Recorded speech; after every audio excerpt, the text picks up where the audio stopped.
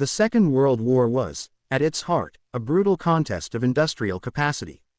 From the vast shipyards of the American coasts to the relentless aircraft plants of the British Midlands, the sheer scale of Allied manufacturing ultimately overwhelmed the Axis. Every nation involved operated thousands of registered factories, each one a necessary, and therefore vulnerable, target. Yet, amidst this colossal, visible network of wartime industry, there existed a single facility so shrouded in layers of secrecy, so meticulously concealed, that it functioned as a ghost within the system. This factory was so strategically vital and its product so sensitive that even most high-ranking government officials, senators, and military procurement managers had no idea it existed. It was a deliberate, total act of obfuscation, a project born of the absolute necessity of protecting a secret more valuable than any fleet of aircraft or division of tanks. The chosen location was remote, unremarkable, and perfectly suited to deception, tucked away in a sparsely populated region, perhaps an inland quarry or a remote coastal plain far from any major strategic city. Its surface appearance was instantly forgettable. To the casual eye, or, more importantly, to the probing lens of a high-altitude enemy reconnaissance aircraft, the complex presented itself as a mundane, low-priority site, a dilapidated farm, a provincial pumping station, or a closed-down mining operation. Barbed wire surrounded the perimeter, but no prominent signs indicated its true function or classification. The real secret lay not in the disguise, but in the depth. The facility was built underground, a colossal subterranean labyrinth excavated and constructed in absolute secrecy, often utilizing techniques borrowed from mining and civil engineering. Below ground stretched a massive, climate-controlled, electrically powered, and structurally reinforced production complex, a hidden world of precision machinery and dedicated personnel. It was guarded like a fortress, not just against external attack, but against internal compromise. The security protocols were multi-layered and unprecedented, demanding full background checks, strict loyalty oaths, and a total commitment to compartmentalization from every person who stepped inside. This factory, the facility that didn't exist, produced something that would not merely aid the war effort, but fundamentally change the course of the war itself, a technological and strategic secret the Axis powers, particularly the Germans with their legendary intelligence network, never managed to uncover. The decision to embark on the colossal and prohibitively expensive undertaking of burying an entire industrial complex was not born of simple paranoia, it was a cold, hard calculus of strategic vulnerability. The German Luftwaffe, for all its eventual shortcomings, was frighteningly efficient at targeting and destroying the sinews of Allied production. The war in Europe had proven that traditional camouflage and defensive screens were often futile against determined, high-altitude bombardment. The bombing campaigns had demonstrated the enemy's relentless focus on industrial capacity, and throughout the continent, massive factories, shipyards, and oil refineries were marked with red circles on German target maps, shots of enemy reconnaissance planes, maps with red circles around factory sites. But the Allies were preparing something far more dangerous than oil or aircraft. They were preparing a single, transformative secret weapon. This secret, whatever its specific form, a breakthrough in radar guidance, a revolutionary proximity fuse, or perhaps the initial steps toward the atom bomb itself, was characterized by two critical features: extreme complexity and non-redundancy. The precision required, the specialized machinery, and the need for absolute secrecy meant that the entire manufacturing process had to be centralized in one secure location. The commanders understood the stakes. One successful raid could cripple the entire project. If the Luftwaffe managed to place just a handful of heavy bombs onto this single facility, the Allies could lose 6 months, a year, or even more of critical development time, a loss that translated directly into thousands of lives and the possible extension of the war. German reconnaissance, too, was becoming increasingly sophisticated.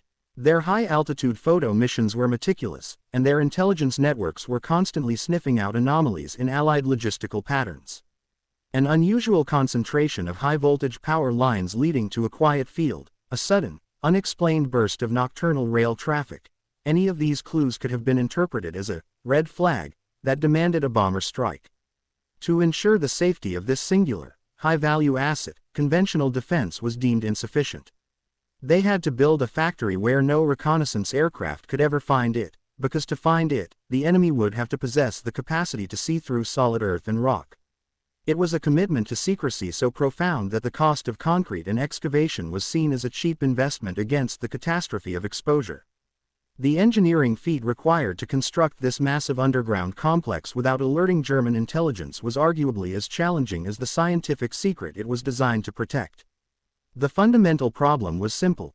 You cannot excavate a factory-sized hole in the ground without moving vast quantities of earth and rock. The construction crews assigned to the task were not ordinary civilian laborers. They were often highly disciplined military engineers or trusted, vetted civilians recruited from deep mining industries. Their work required both immense physical labor and a degree of operational security that bordered on the fanatical.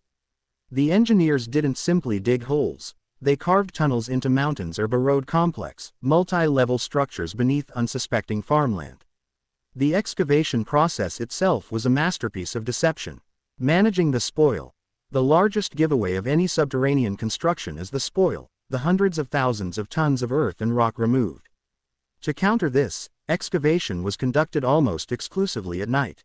The soil was immediately loaded onto unmarked transport trucks or into specialized, covered railway wagons. The logistical deception. The spoil was then smuggled out under various disguises. Some earth was mixed with topsoil and used to fill in old, disused quarries miles away. Other loads were transported along functioning, high-traffic railway lines disappearing into hillsides, shots of workers tunneling, railway lines disappearing into hillsides, to be dumped into large, flowing river systems or deep coastal waters, ensuring the material was dispersed and untraceable. Surface camouflage. The remaining surface structures, the unavoidable necessity of entrances, ventilation, and emergency exits, were seamlessly integrated into the existing rural landscape. Ventilation shafts were camouflaged as farmhouses or grain silos. The massive, heavily shielded vertical shafts for lifting heavy equipment looked exactly like the loading mechanism for a small, inefficient coal mine. Every concrete block was stained to match the local soil and foliage. Materials were smuggled in under crates of agricultural equipment, mining supplies, or power station maintenance spares. Workers were transported blindfolded or during the night and lived in self-contained barracks within the perimeter. They were strictly compartmentalized. The tunneling crews never interacted with the wiring crews, who never spoke to the precision assembly teams. Above ground, just fields, trees, and silence. Below ground, the atmosphere was a world away. Here, beneath hundreds of feet of insulating rock, lay the birthplace of the Allies' greatest secret. Descend through the single, deceptively narrow entrance shaft, a steel door hidden behind the facade of a rustic tool shed, and the world changes. The dust and dim light of the surface yield to the sterile, climate-controlled reality of the underground complex. The air, filtered and pressurized, hums with the sound of specialized, quiet machinery, a contrast to the roaring chaos of surface factories. Deep inside the labyrinth, on clean, vibration-dampened workbenches, engineers and machinists built components that would power the Allies' most feared and advanced weaponry. The work was not assembly line production in the traditional sense, but precision crafting. The sheer complexity of the secret meant that the factory wasn't producing the finished weapon, but the critical, intelligent core of that weapon. Depending on the exact nature of the strategic secret, whether it was the gyroscopic stabilizers for the Norden bomb sight, the delicate magnetron tubes for high-frequency radar, or the specialized cryptographic vacuum tubes for early electronic computing systems, the work demanded tolerances measured in microns and an absolute absence of contamination. The workers were mostly women and older men, often recruited for their steady hands, dexterity, and unwavering loyalty. They wore white coats and gloves, tending to machines that milled aluminum to unimaginable precision, coiled wire thinner than human hair, or carefully assembled banks of specialized crystalline components. The component focus. The focus was always on small, high-value, non-redundant parts. For instance, if the secret was advanced radar, the factory would be producing the powerful magnetron tubes, the heart of the radar set. These tubes required ultra-high purity materials and complex cooling channels, making their failure catastrophic. If the secret was early computing, they were building the logic racks or the specialized memory systems, the brain of the decryption machine. Reveal. Specialized components or advanced technology. The secrecy protocol. The workers knew only their small, isolated task. A technician assembling a specialized tube might know it needed a certain gas mixture and precise wiring, but they were never allowed to see the final chassis or understand where their part fit into the overall machine. They were assembling puzzle pieces, deliberately kept unaware of the final picture. Workers were ordered never to ask what the final product was. Supervisors enforced this by rotating parts and using coded nomenclature for materials. These finished components, these vital puzzle pieces of victory, were then handled with extreme care. They were assembled in highly secured, labeled sections, packaged in crates marked innocuously as heavy machinery spares, or tractor parts, and loaded onto covered lorries inside the subterranean loading bay. They were then driven through the tunnels, emerging only at the surface to be shipped to other facilities, major shipyards, large bomber plants, or research labs, where they would be put together under layers of renewed secrecy, finally revealing the completed weapon system. The workers toiling in the quiet, filtered light knew instinctively that their work was important. The sheer security, the depth of the tunnels, and the relentless focus on perfection told them they were not building common munitions. They were building the decisive technological edge, a force multiplier that would guarantee Allied technical superiority in the crucial final phases of the war. They were the anonymous, silent architects of the strategic advantage. While the engineers were perfecting the components deep beneath the surface, miles away, in the intelligence headquarters of the Axis, frustration was mounting. Axis intelligence, the Abwehr, the Luftwaffe's own reconnaissance analysts, and the analysts of the High Command OKW, were constantly monitoring Allied logistical flows, yet they were consistently met with unexplained anomalies and gaps in their data. They intercepted hints, whispers, and hard data, but the context was always missing. They noted mysterious rail shipments. Photographic analysis showed unusual, high-priority nighttime rail movements out of a certain region, but the cargo manifests consistently showed bulk items like coal, cement, or grain. The security around these convoys suggested weapons, but the destination, often in an active industrial zone or a busy port, offered no clear target. Unusual power usage. German monitoring stations intercepted spikes in electrical consumption that didn't correlate with known factories. These large unexplained electrical loads suggested a major industrial process, but when plotted on a map, the consumption pattern overlapped with existing, mundane municipal power grids. The factory's power draw was so expertly masked by tapping directly into a main transmission line and mimicking the consumption cycle of a nearby city that it blended seamlessly into the normal chaos of wartime power usage. Unexplained underground vibrations. Captured seismic data in occupied territories occasionally picked up faint, rhythmic, unexplained underground vibrations consistent with heavy tunneling or deep-bore drilling. Yet, without triangulation and precise location, the source was deemed either a natural tremor or, again, an active, but low-priority, mine shaft. No matter how hard they searched, the exact location remained strategically invisible. Their analysts could deduce that a powerful secret project existed, but they could never identify its manufacturing nexus. They suspected reinforcements in their enemy's air forces, they feared a new weapon, but they could never put a red circle on the map. The factory had achieved the ultimate wartime victory, staying hidden from an enemy that searched for it obsessively. This failure was a testament to the success of the Allied deception engineers in Part 3. The spoil they dispersed was too well hidden.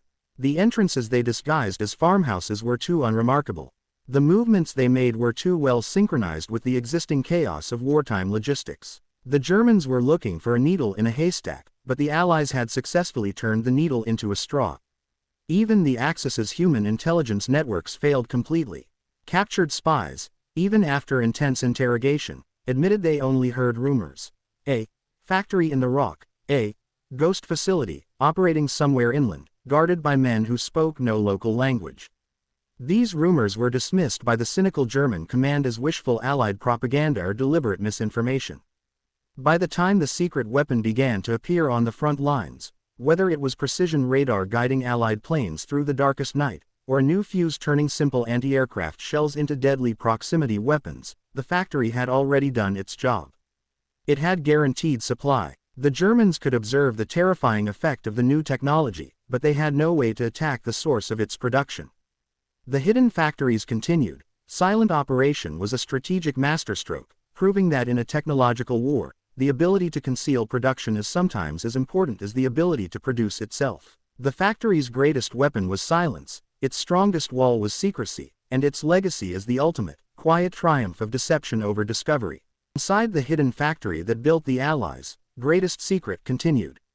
The war ended not with a whimper, but with the earth-shaking finality of the atomic age. The vast, relentless machinery of global conflict shuddered to a halt. As the world emerged from the shadow of the Axis and began the slow, painful process of peace and reconstruction, the need for extreme, existential secrecy evaporated almost overnight. The fate of the facility that didn't exist was swift and absolute. On the day the order came down from the highest echelons of the Allied command, the lights in the subterranean labyrinth were slowly, deliberately extinguished. Production ceased instantly. The specialized machinery, the precision milling tools, the clean room assembly tables, the unique atmospheric processing units, were not simply shut down. They were systematically stripped of identifying marks and then coated in heavy, protective grease or sealant.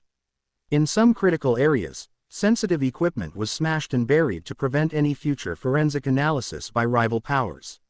The doors of the hidden factory were sealed, not with simple padlocks, but with massive, welded steel bulkheads, and often, the entrances were deliberately collapsed and backfilled with tons of rock and concrete, recreating the perfect, seamless camouflage of the surrounding landscape.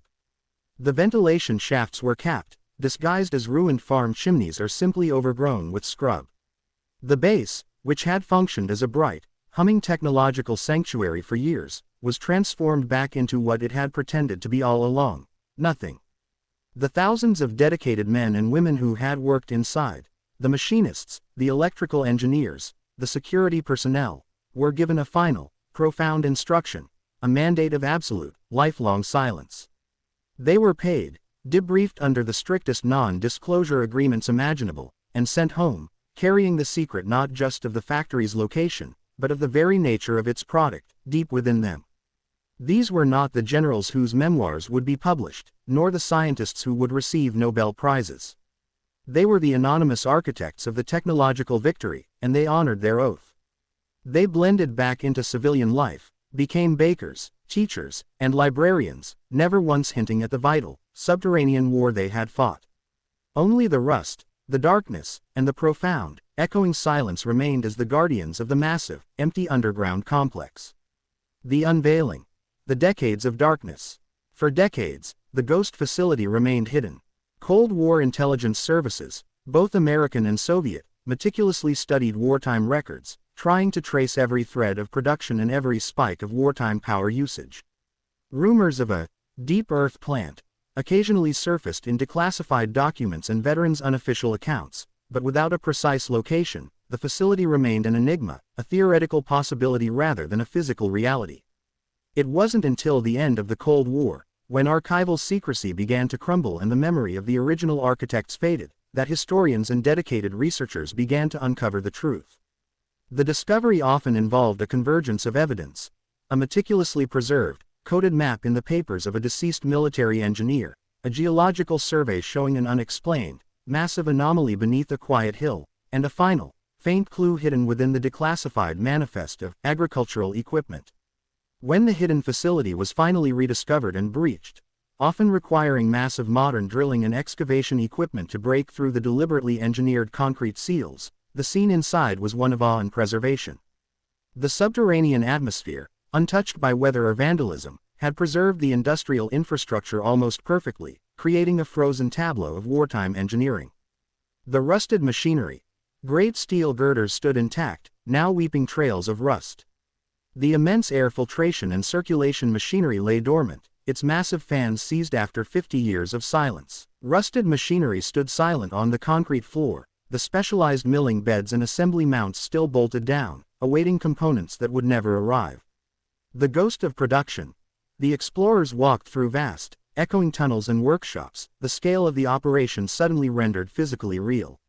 They found the original cryptic labels, the coded stencils on the walls, and the precise, clean lines of the assembly areas, designed for absolute efficiency. The silence was the most profound evidence: the sudden, complete cessation of activity, a world stopped mid-breath. Historians quickly confirmed that this forgotten underground complex had indeed produced the critical components: the high-precision radar waveguides, the complex sonar arrays, or the specialized control mechanisms that helped guarantee the technological victory and secure the final Allied advantage. The triumph of the architect and the mechanic. The story of the Hidden Factory is not just a tale of concrete and excavation, it is a story of strategic brilliance. It was a triumph of engineering, secrecy, and sheer, uncompromising determination. It proved that the Allies understood the nature of the technological war better than their adversaries.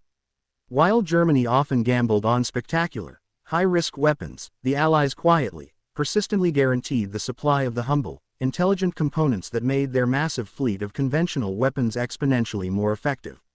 The high-performance magnetron, the advanced bomb sight, or the sophisticated fuse, these small, perfect parts were the difference between missing a target and ending a war. And all of them depended on the uninterrupted, secret production of the Deep Earth plant. Today, the rediscovered facility stands as a unique, silent monument. It is a powerful reminder that the victories celebrated in the sunlight were often made possible by the quiet, dedicated work executed in the deepest shadow. It is the perfect embodiment of the ultimate, paradoxical strategy of total war. To achieve the spectacular, you must first master the art of the invisible. The hidden factory that built the Allies' greatest secret is now finally revealed, telling the complete, astonishing story of how the war was won. By the strength of the men who flew, and the absolute ingenuity of the men who built in the silence and the dark.